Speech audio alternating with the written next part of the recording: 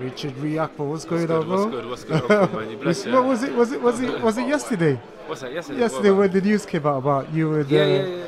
I mean, I only spoke to you about a week ago. You should have just given me a little, I just wanted heads up. it I would to have kept that quiet. I wanted it to be a surprise. Yeah. So that's why I didn't really mention anything about it. But now everybody's going crazy, you know. Even like peak boxing fans, they're like, yeah, this is going to be a good one. And that's how I know they know about boxing. It's a good matchup on paper. But yeah, I think I'm going to edge this guy very well, you know, in the fight. So I mean, in real life, it's going to be different. So I mean, what made you go for this fight? Because it's a massive step up from the last 8 opponents you fought. This guy's an undefeated fight. I think he's had a draw, he's drawn once. Yeah. But he comes from a good stock of stable. Yeah, he comes from a decent stable. Yeah. You know, but at the same time, you know, once you proper check records, now you have to ask yourself certain questions. He's had what 13, 14 fights or something. I don't know. But who has he fought? Yeah. And if you're gonna have about 10 fights with like a lot of journeyman and stuff, and then even more than that, then you have to question yourself. Then that means that this guy's been looked after.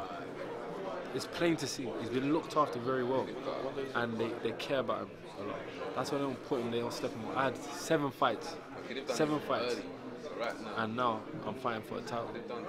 What does that show you? You know what I'm saying? I'm willing to take the risk. Is this guy willing to take the risk like that?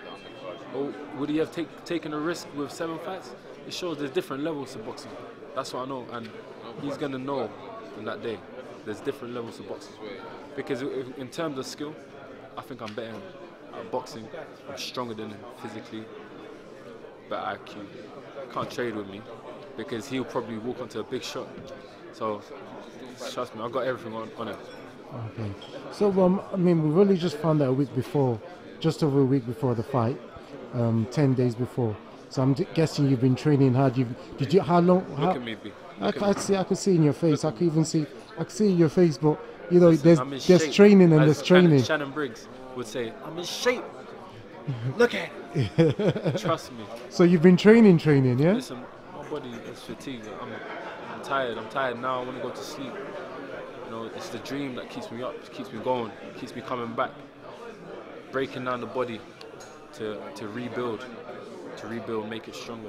Like, it's that desire, it's the aim. Are you on weight now? Yeah, of course.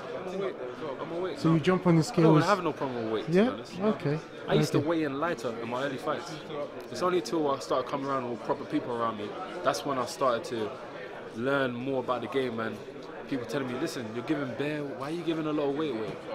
You know, these guys, some of these cruiserweights, they'll weigh in at the limit. The next day they come in like small heavyweights. They come in 15 stone, and you receive a shot, and you think, whoa, what's going on? That was a bit weighty, but your record says different. You know what I'm saying?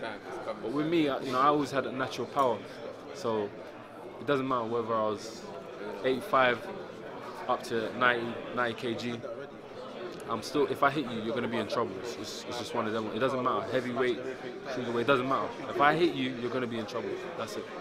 Let's move on to the next one, because another name that you mentioned at the podcast was the British cruiserweight champion right now, Okolie. I mean, listen, a lot of people have been talking about that fight. You know, that fight was supposed to happen a while back. But listen, to be honest, to be frank, I'm not even focusing on anybody individually.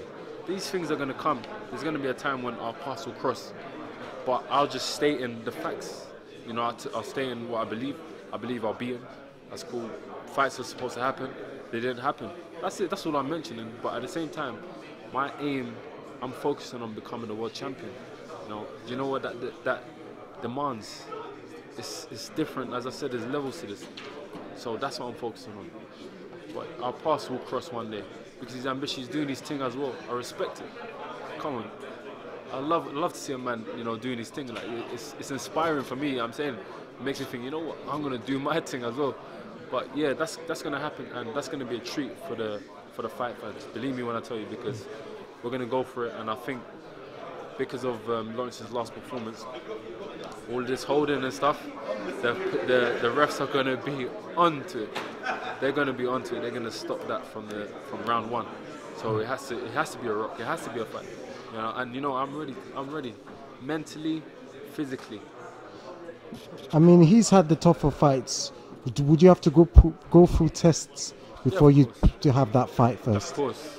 Just and to, yeah. the people that work with me now, they have a lot of, you know, belief in my ability. They've seen what I can do, and you know, they say, listen, definitely, like you have to step up. You're gonna have to step up each and every single time. And listen, I put myself here. You know, once upon a time, you know, I was walking around trying to avoid getting shot dead. Now, what I'm doing is just jumping in the ring and fighting, having an honest fight, and I'm able to prepare my. Come on, listen, I'll fight anybody. Come on, let's jump in the ring. Because most of these guys, they couldn't have stepped a day in my shoes back then. And a lot of people will not. Trust me, they don't have that heart. But it's all good anyway, man. That's that, man. We're here now, and I'm happy. That's the most important thing. Sometimes I find myself daydreaming, and when I woke up this morning, I was thinking, imagine Richard against Okolie in Lagos fighting. Abuja. one of those places for one of those big world title fight. I mean, that would be a good look. Man. And you know what? Trust me, that's what I see happening. You have to bear in mind, yeah, you got the WBA, the WBC, the IBF, and WBO.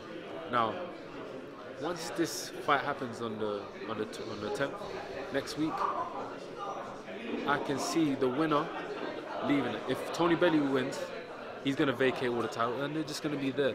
And obviously, I know there's people that are going to be mandatory for the titles and stuff, but you know, these people are powerful. You know, the people that we're working with are powerful. I'm sure they'll be able to get something sorted where we can have opportunities to fight for these world titles. And once we do, bring it back to the UK, listen, it's going to make things so interesting. Trust me. Realistically, when do you think you'll be ready for those world titles? I think next year is going to be a very busy year for me. I'm going to be very, very active. Hopefully everything goes well. My body's intact, everything is fine.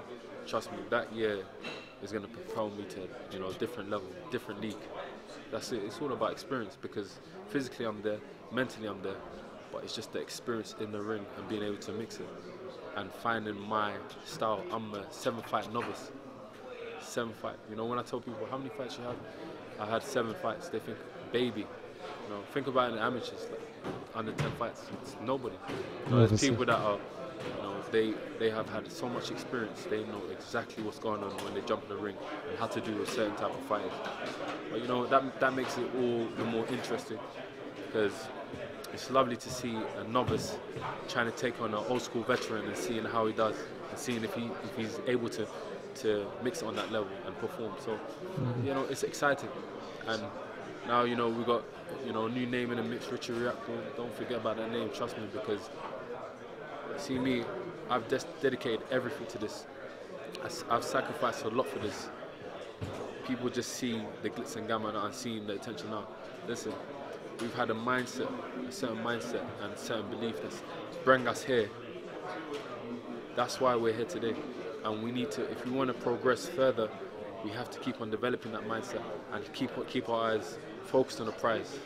Do you understand? Give me a prediction for next week Saturday.